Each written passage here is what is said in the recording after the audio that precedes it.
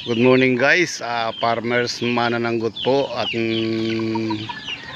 i-update ko lang po kayo sa aking farm at magpapakain ako ng mga alaga kong Rhode Island. Ito po si Adan at ito naman po si Eva.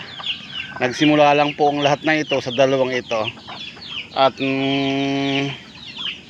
maurag pala ang mga ito. Ayan, dumami na sila.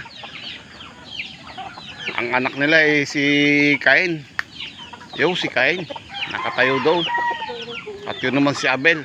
Aba, ay sobrang urag, dumami ng dumami. Andyan na po sila ngayon lahat. Dumami na sila.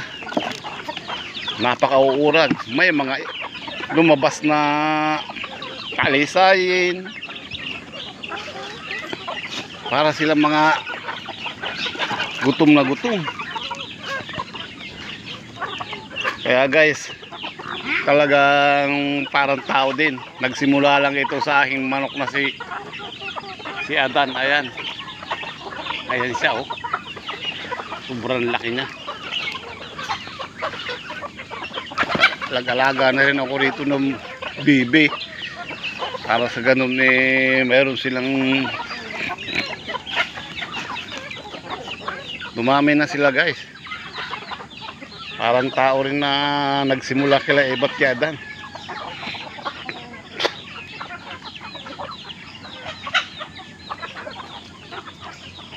Ito naman yung Brahma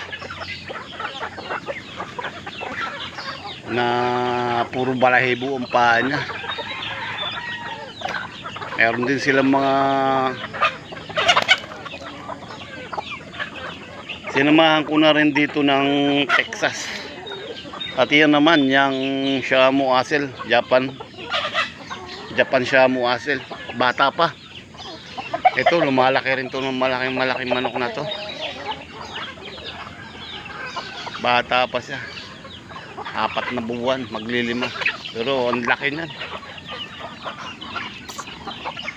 Ito naman mga Texas na yan, natakbong yan. 5 silang Texas dito malalaki na magano na. Yan, 2 bibi.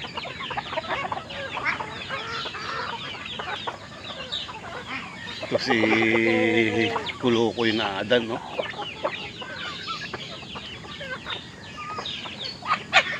Hey guys, good morning. Magandang morning guys. Nung una yung pinakita ko sa inyo dito ay si Batsiadan lang. Ngayon dumami na ang salin lahi nila. Sige guys, salamat, good morning. Maray na aga sa Indogabos.